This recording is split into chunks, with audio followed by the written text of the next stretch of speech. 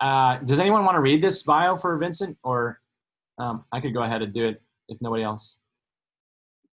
Sure. Sure. Go ahead. Life after Election Day, Vincent Bacote. Bacote.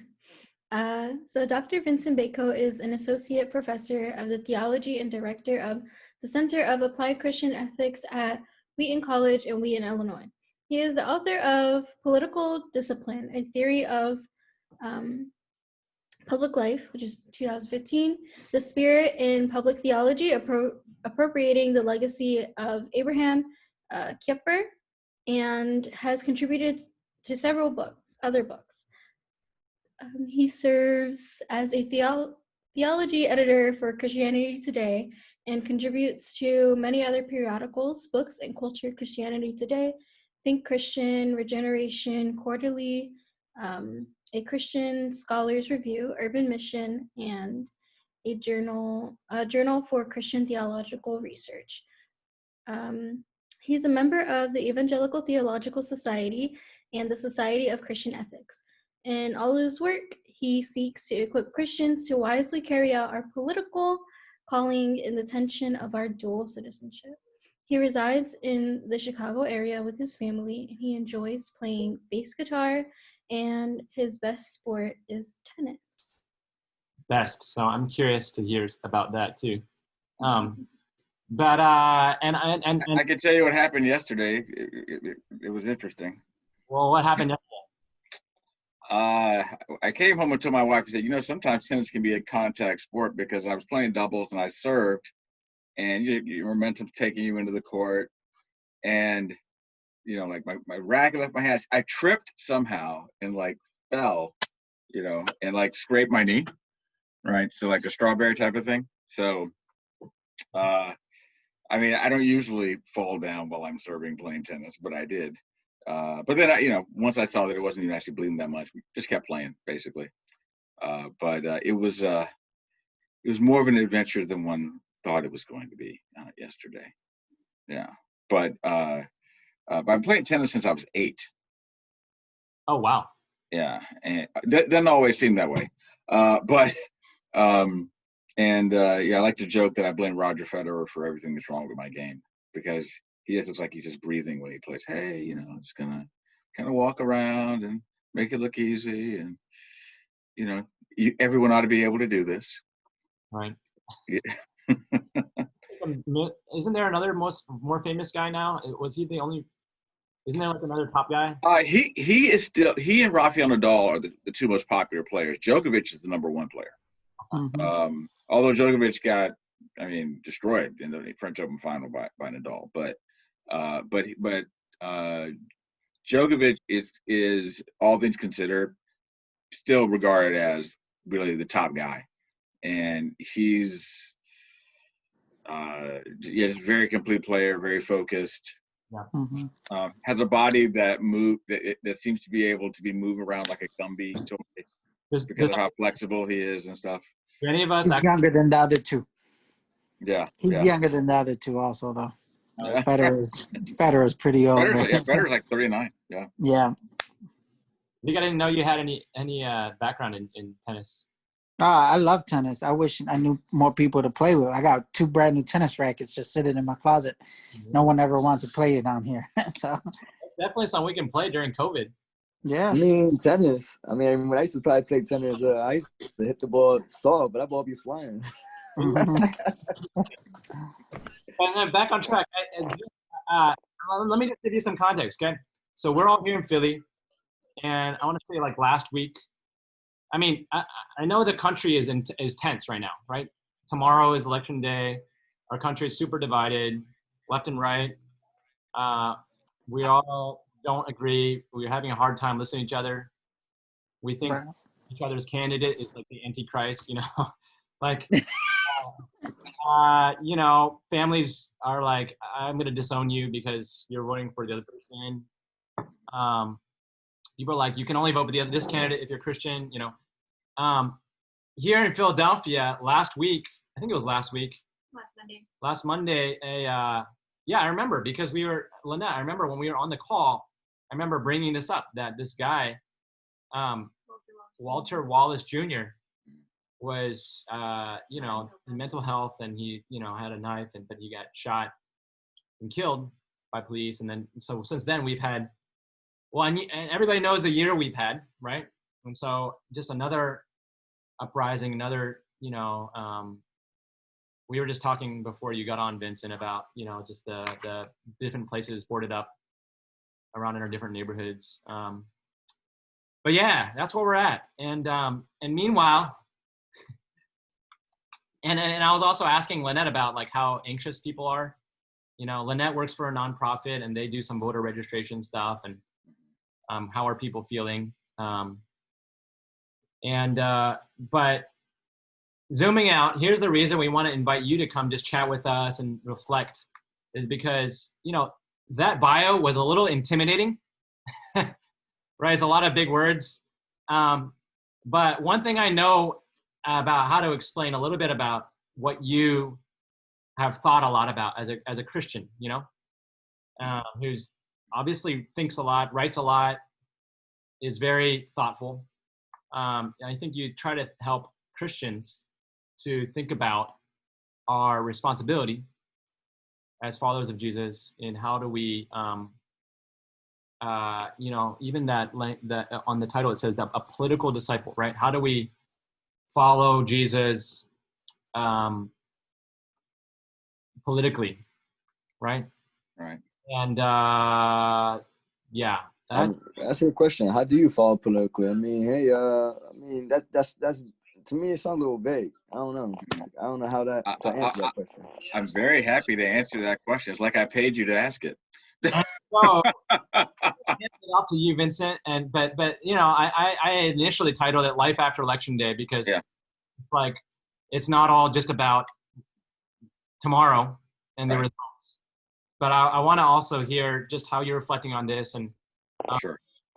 And how would you suggest, especially in the state of our country right now, Christians, how we can try and bearing in mind we're young adults, right? We're not like 80, we're not 70, we're not. This may be the first election that some of us have voted for. You know, some of us may still not be voting. Robert, hint, hint. I was thinking about not voting, honestly, but I might have to vote. Like I said, I will put my name in the ballot. Oh, vote. So I'm playing. Now, honestly, I don't know. It's very, like, it's frustrating. Like, I don't like none of them. They both saying weird things, and it's just, it's hard. It's like one of the, I know it's one of the hardest decisions to people to make. I don't like Trump. I don't like Biden. He's all right, but I mean, it's just weird. We want to see if Vincent, you can help us out and help us reflected on. Sure. And you know, however you want to take this time. I know you want to probably do some conversation, but I want to leave it up to you now. Sure. Thanks. Well, it's great. It's great to meet everyone, you know, across the virtual veil.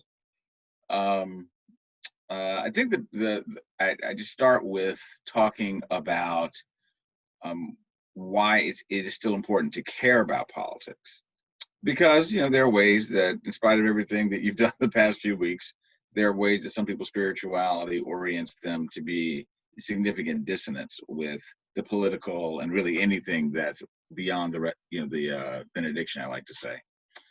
And the way I think to think about that is to recognize that God has always wanted humans to be people that are caring for his creation, right? In all of its dimensions. Political life is one of those dimensions. And that goes all the way back to this cultural mandate stuff in Genesis chapter 1, you know, it's mentioned in verse 26, mentioned in verse 28. 126, God says, let us make man our image. 128, God does it. And when he makes them, he says, you know, have dominion over my creation, right?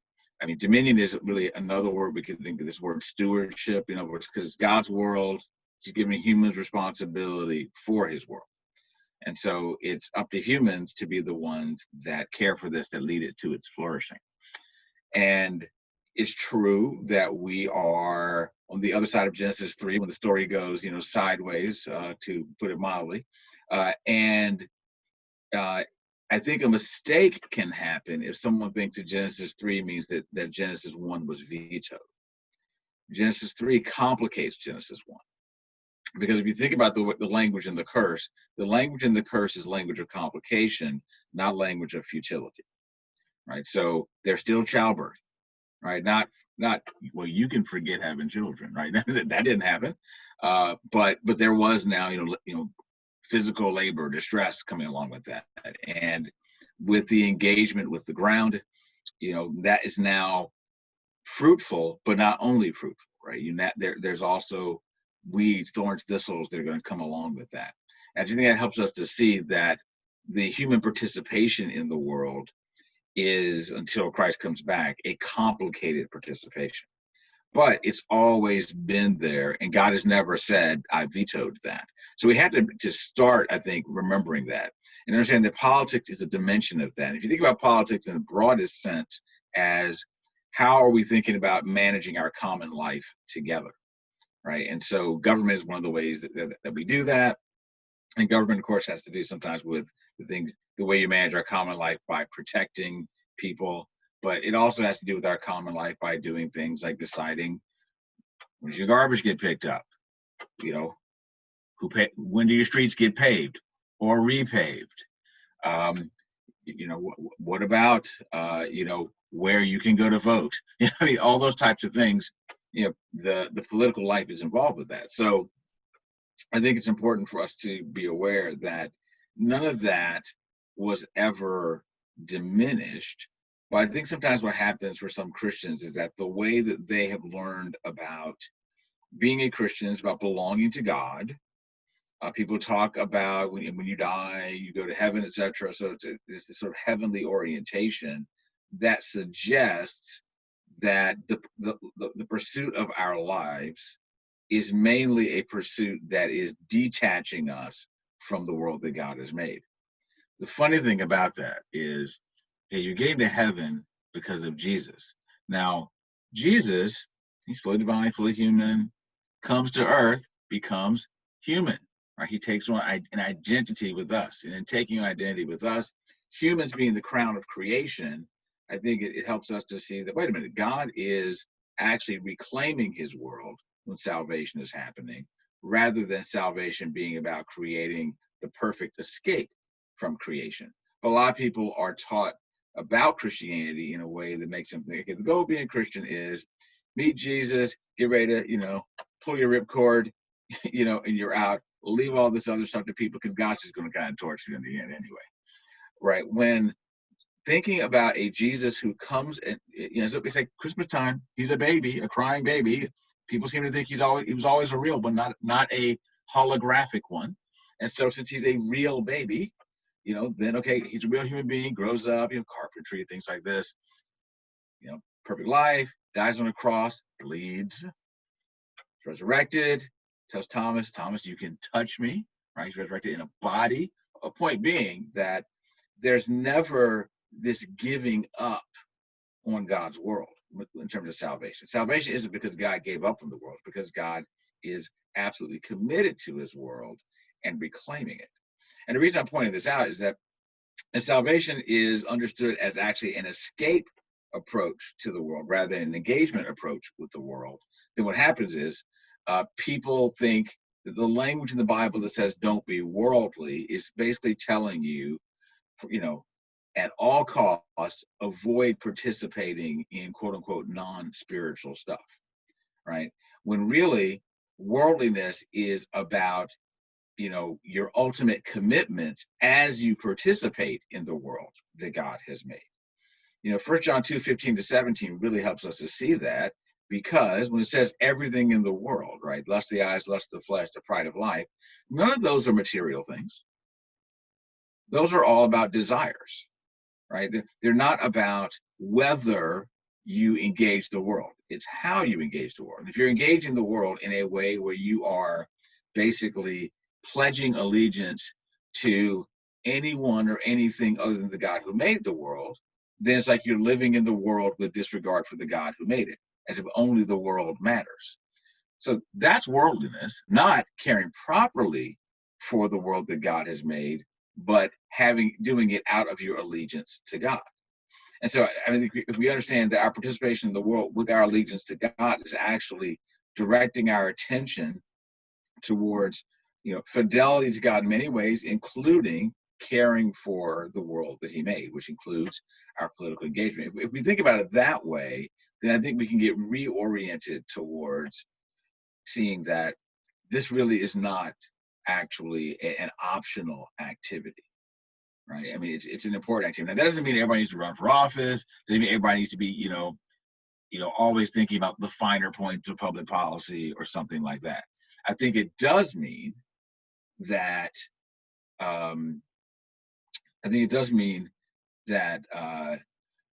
everyone should have an awareness of ways that they can participate outside of their family in some way that helps people to have at least a little bit of a better life, right? In other words, it's a way to love your neighbors through something other than just what you do interpersonally. So I think we need to be aware of that opportunity has always been there for us. Then I think this is one of the most important things to think about, which is depending upon where you are in the world, the possibilities for agency in obeying, what's on the first page, which I and some others call the First Great Commission, because it's a great commission to care for God's world, right? It's pretty big job. So if you're taking that First Great Commission seriously, and politics is a part of that, then we have to remember that God never vetoed it, and that in doing it, we're doing it in times and places. The place that we're in is a place with much more possibilities for political agency than any of the places in the New Testament, because those are all in the context of the Roman Empire, where basically, for the most part, you are not part of the political system as a person who's managing it. You're a subject of the political system, right? I think I saw your hand, Jeremy. Yes. I'm gonna say, I mean, they didn't vote back in Jesus' time. They were all oppressed. Right. Exactly. So we're in a society where now. Wait, let me make sure I get all the names right here. Trying to make sure.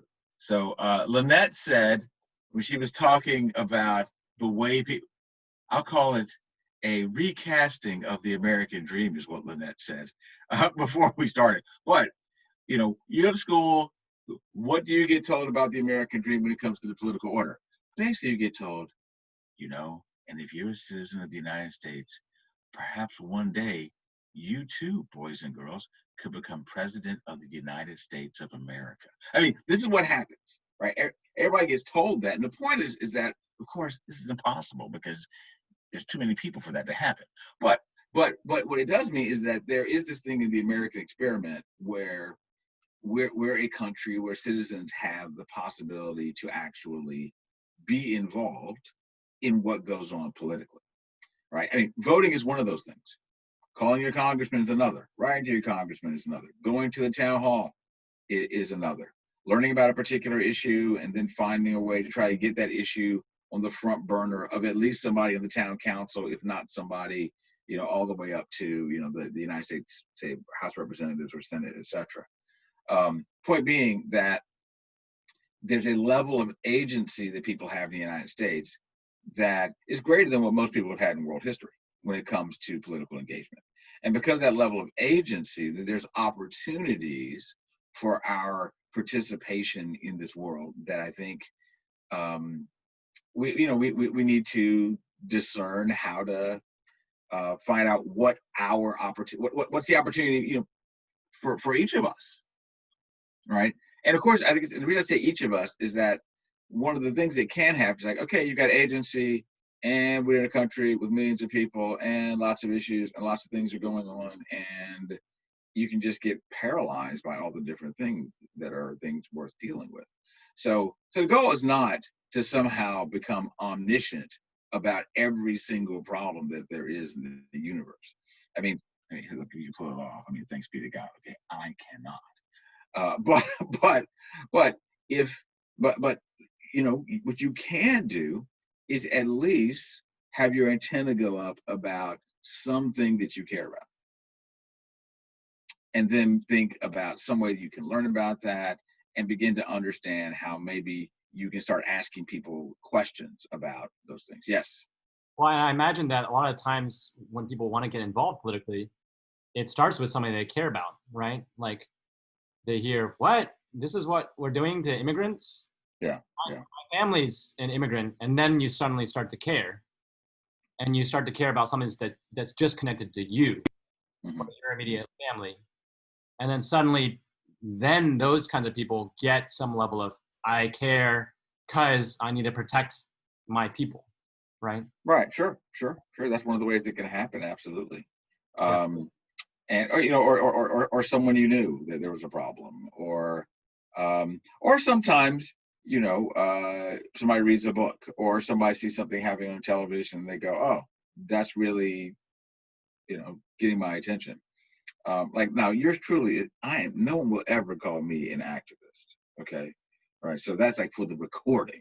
Nobody will ever call me an activist. But I think you should vote, et cetera, et cetera. The reason I'm saying this is that, but some people, they'll see what's happened this summer and they'll discover that they actually are inclined towards engaging the public through certain versions of activism. I mean, and all activism is about, having a bullhorn, throwing your fist in the air, I mean, it's or being, of a particular posture. I mean, but it is this way of seizing the opportunities we have for free speech to bring attention to things. And some people they're very passionate and very committed to that. And so it's good that there's some people who discover that. A lot of other people, there's other things that they can discover that are ways to, for example, take those issues that activists are saying we need to care about and say, hey, what's going on with actually putting this into some kind of policy, into some kind of thing that's in at least the way that things operate in our town. Like I was just looking at, I did the mail-in thing a couple weeks ago, and a couple of our local issues included things like there was something about locally about whether our village, because the name Village of Glen Ellen is what it's called, whether the Village of Glen Ellen should have, it's like a stockpile of personal protective equipment.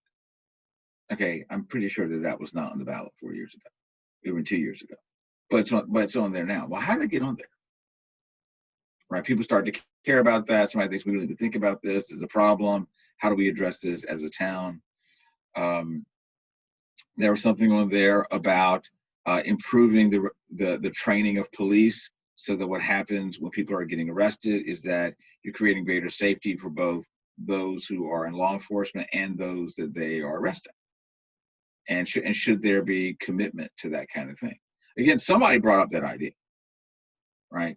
But generally, I think most people who are activist type people are not the ones who are going to be saying, so let's make sure we get that on the ballot, right? They want to say, hey, we need to pay attention to this. Then somebody else sort of take that baton, and then they're the person that's doing that kind of thing. So all I have to say is that I think there's lots of different ways that people can be involved. And really, I think it's okay for people to be involved in just thinking about one thing. And this is really not a crime if you're not talking about all the other things.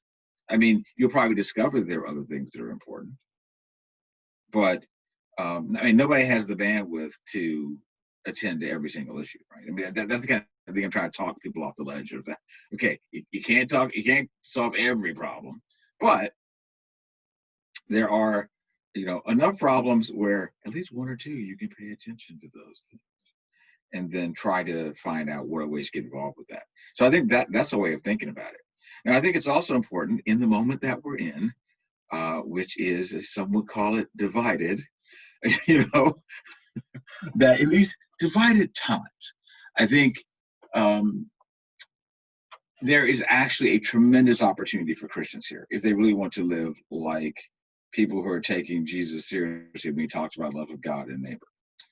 Because if you're taking the love of God part seriously, then even if you are very committed to being the policy person or whatever, you absolutely cannot crossed the line to treating your political engagement as if that is the thing you're worshiping, the politics itself, rather than the politics itself being an expression of your commitment to God, rather than the thing that you are serving as if it is God.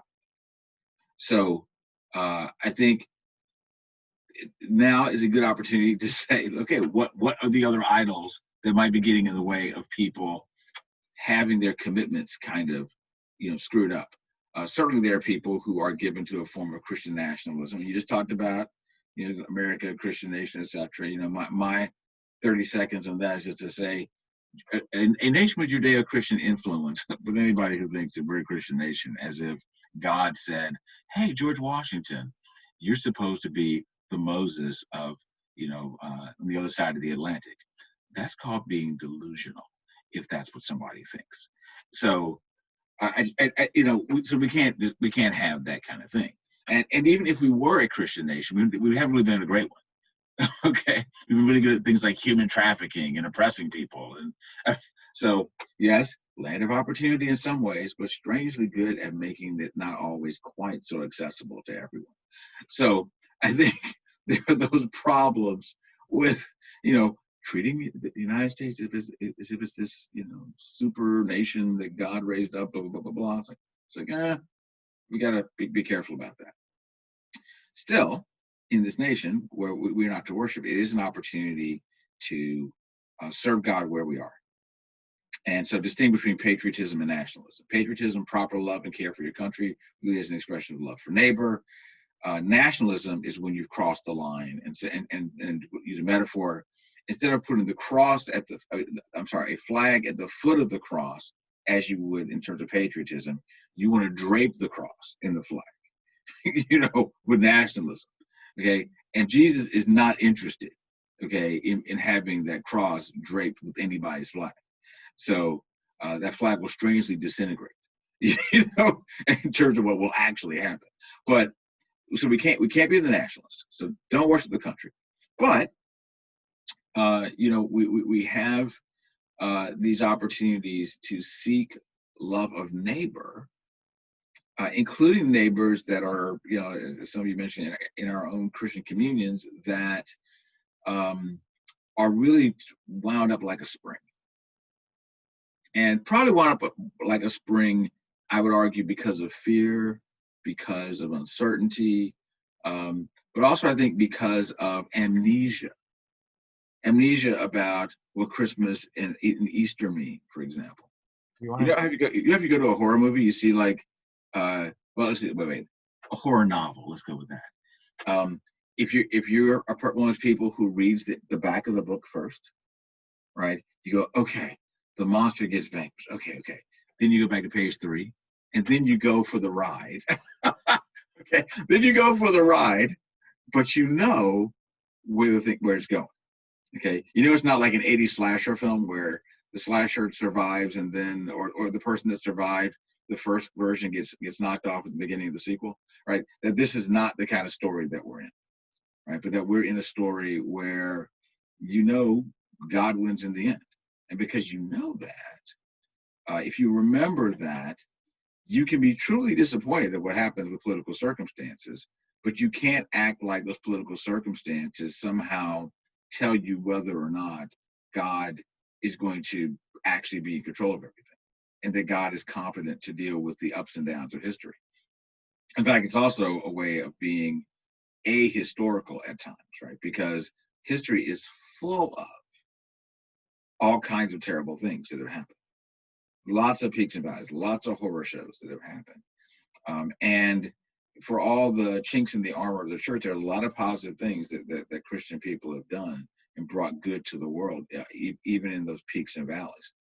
And so, however people are thinking about the valley that we're in, it's an opportunity for people to see something modeled in our disposition towards the others as hopeful people who are really actually trying to seek the good of others. And when it comes to noticing people that are kind of wound up like a spring, that those people, you can love them by just letting them kind of talk about what's going on and kind of unwind the spring. hey, why are you so nervous? Why are you so angry? Why are you so frustrated? And doing that. And I think doing that would be an amazing thing. If that became characteristic of Christian communities, I think that alone would already be modeling something that a lot of people are actually hungry for, but I think fearful of actually engaging in it. Can I, on that note, okay, have you seen that done? I mean, I think we're so used to when you begin it, the word politics comes up, Yeah. the flag goes up and you're scared because it's like, I might have an opinion, right? But if I share this, what if someone in this room is voting for the other guy? And then can we like, oh, I'm gonna have to like you just get really anxious, you know? Yeah. Yeah. Sure. How do we talk? Like, have you seen or have you any thoughts about like how we? I mean, I would love what you're saying to listen to each other, to become ever better able to like ask questions or like, all right, okay, I want to get to know more people that I strongly disagree with and be like, not have them scared of me and not be scared of them and not be super anxious when we're talking, you know. But I notice that everybody flocks to the people that agrees with them. Not just in politics, but in life, right? Yeah. Well, it's easier to do that, right? But I think part of our calling is embracing the challenge of getting to know people that are different from us. So, and I think one of the things is that we don't have to have the bar all the way up here to begin doing that, right? So in other words, think about a Twitter troll you might know or something, right? You know, invite the Twitter troll you know to coffee, right? And talk to and try to help this Twitter troll to explain what they really care about. Okay, I mean, if you want to do that, okay, great, you want an adventure, but you don't have to go to that extreme. Just talk to some relative that that they have articulated certain political opinions, and you just want to know more about why what concerns them, and you want to understand how they've learned about that, and to try to use the opportunity perhaps at first to just listen to them, because even if you disagree with them, the fact that you took the time to listen to them, especially if they know that you don't agree with them already, if you took the time to listen to them, at least some of them, I think, would first of all be disarmed by the fact that you actually just kept asking all the questions rather than giving your rebuttal to every opinion that they had. So I think them seeing that you are willing to listen to them and respect them as a person, I think begins to open up the way. I think you'd want to get to hopefully asking them to hopefully be able to do the same thing. But I think some people, they have almost as part of their Christian formation been formed to be fearful people. And if these things don't happen, we're going to lose our country, etc. I just always think that's hilarious when somebody says that, by the way, because don't you think we would have lost it by now because of slavery and Jim Crow and the genocide of Native Americans? I mean, if we're going to lose it, so if we haven't, it's like, let's just exhale about that, because there's a lot that God would have already wreaked havoc on us for that. But getting a person to perhaps even interrogate their fear. Right? Okay. Well, tell me what you're afraid of. Okay, tell me more. And the thing is, even if you think that their information is false, still just let them talk it out, right? And just honor them as a person, and that might begin to begin creating an actual situation of discourse. I think for people, I think one of the reasons that they're afraid of that is if you've mainly been inhabiting an echo chamber, you come to believe that the truth of the world is entirely defined by what goes on in that echo chamber. And then you're surprised that most of the people in the world actually don't inhabit that echo chamber. And you're nervous when you find out that's not the case. Does that mean that you're wrong and that these people are going to attack you? Or does it mean that you should be militant toward them and try to make everybody think about it just exactly the same way that you should? I don't think that that's quite the way to, just as a neighbor love type of expression, the way to go about it. Because the way I think, one way to put it is, who wants somebody to tell them what they think about stuff, instead of asking them what they think? Where their approach is, I'll tell you what you think. And by the way, if you tell me that you're frustrated about something related to suffering and distress, again, I will inform you that I'll let you know when that counts as suffering. Now, I don't think anybody says, please be the person that adjudicates whether my suffering counts as real suffering or not. No one wants that. So I think taking the steps to I think be those kinds of people is it's an opportunity. I think some people are trying to do it, but the ideological polarization and the way the social media makes it easier for people to camp out in those various echo chambers, it makes it harder to really get to know people as people. And of course, I think another way to do it is just to ask people about stuff that has nothing to do with politics. What are your hobbies? What are your family? What's the best concert you've been to? You know, do you follow sports teams? Do you read books? Do you have favorite movies? I mean, all those kinds of things. Because you might discover that there are a lot of things about that person that you're really on the same page about a lot of stuff. And that politics is the only area of disagreement that you have. So are you then going to say that politics must be the reason to then say that something breaks up? And this is also a skill that will help us. I mean, Christians are supposed to learn how to share Christ with other people. Yeah. I mean, learning how to talk to people you disagree with. Yeah. Without yelling at them or, turning them off. Right. Also, right. I mean, you're talking about politics, but even learning how to do that would help you to learn how to share Christ with people that strongly disagree with us too, right? Right. I mean, Yes. Yes. I wonder if anybody, I mean, Vincent, you're a wealth of knowledge. I mean, you even looking at that bio, you've got all these books and all these things. So I know you could probably you're probably talking about any topic related to any of this for a long time. But I'm also sensitive to, we all probably are curious. I mean, we've all got different thoughts and things that we're thinking about and worried about, or especially tomorrow is election day.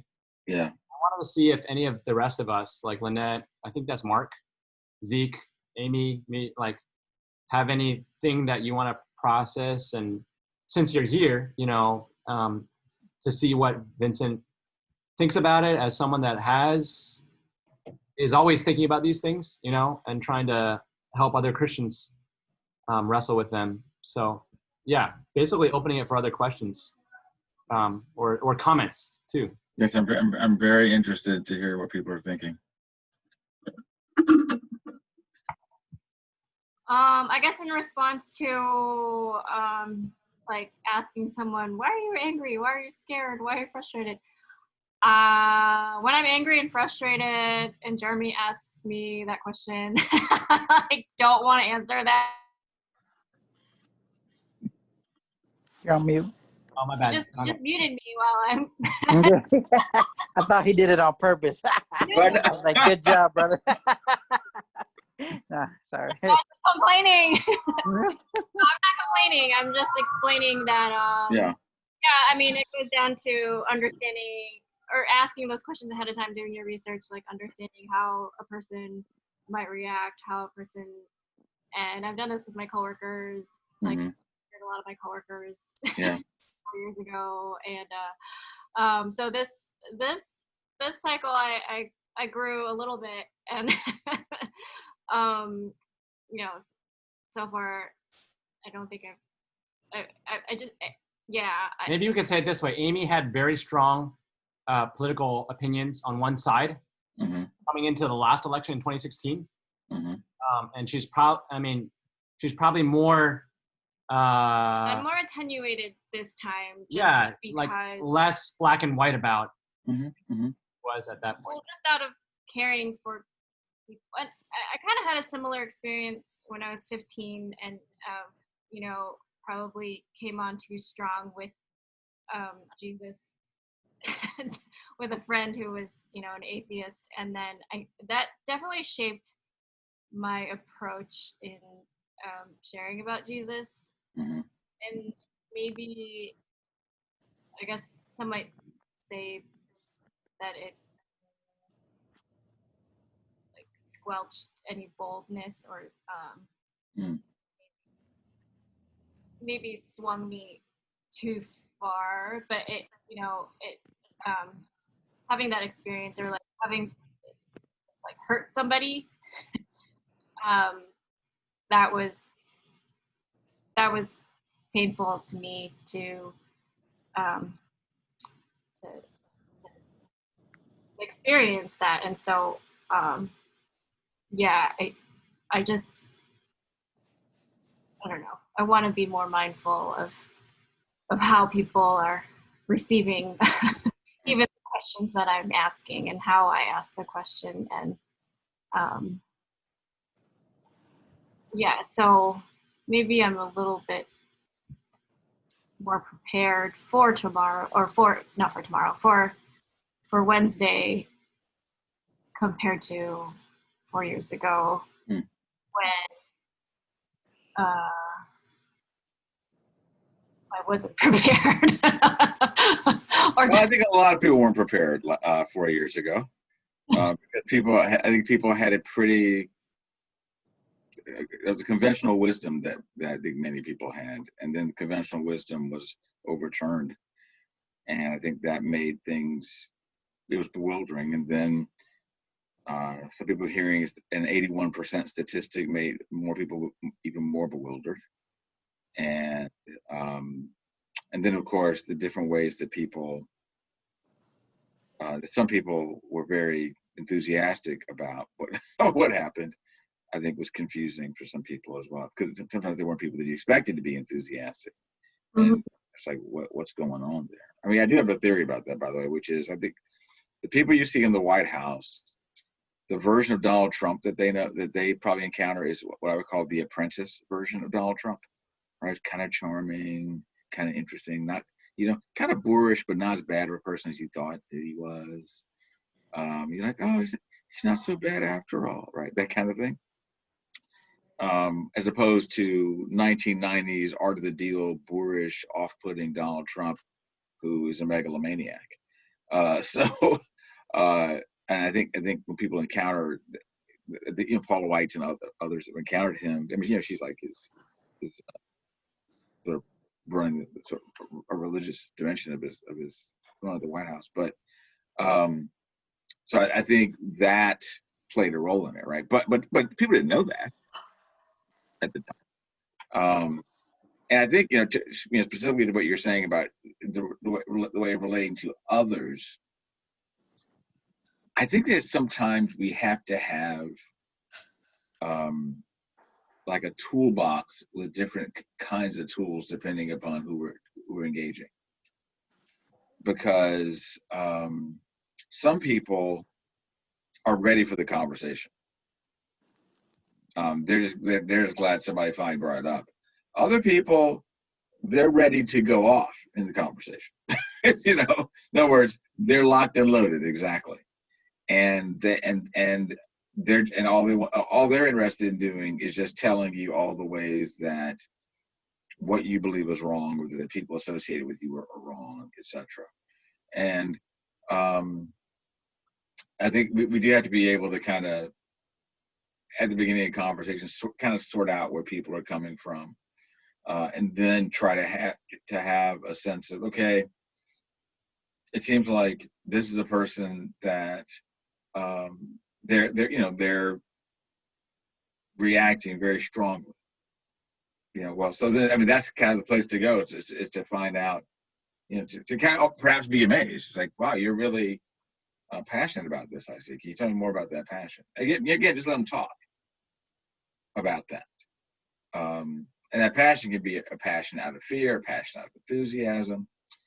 And then, hopefully more constructive things can happen. But sometimes people are also just very angry about personal experiences that they've And those personal experiences become the reason for why they say whatever they say about something. I said to my family yesterday, I said, you know what I wish would happen on social media was that most of the people would say, hey, you know, when I make these grand statements about like Christians or about Christianity or about a denomination or about a movement or about whatever, really it's a proxy for my pain is what it is and what happened to me.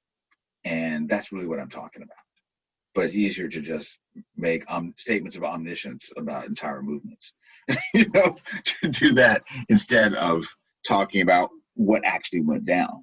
And of course, that it went down in the context of a movement or a denomination or something. And then You're saying like this, you know, you came from the Pentecostal church, and so you're like, yeah, Pentecostals are all hypocrites, you know. Yeah, exactly. Or they're all mean, they're all controlling, nobody cares. Catholics, all, you know, they're all like fake, and they just, you know. Yeah. When chances are you probably know personally maybe 50, right? I mean, you know, so for a worldwide movement, it's a pretty big statement to be making about an entire group of people. And it's better to talk about the dissonance that was between your experience and what somebody did. I think that's one of the things that happened in 2016. There are people, I know some people, you know, who were in multi-ethnic churches that, you know, the Sunday after the election, nothing happened. Nothing was said about about the disappointment of people who were disappointed or traumatized by what happened with the election. And so they wondered, do I even know these people? Or they discovered that people are relieved or even happy about what happened in the election. And there's nothing there to help them negotiate that. And so for some people, that then says to them, oh, this is what these people are really. When actually, it's probably a lot more complicated than that. But in the moment, it can seem like that, especially if people only want to entertain certain kinds of conversations. That's a really difficult situation because you do have to find some context for negotiating sort of the grieving dimension that people were experiencing, while also talking about, well, what kind of Christian community that, you know, isn't paying attention to the fact that some members are strangely quiet now while everybody else is excited about the election. And if that's been the experience that someone has, then they can think, wow, this is not what I thought it was. I now see it's really something else. And then, you know,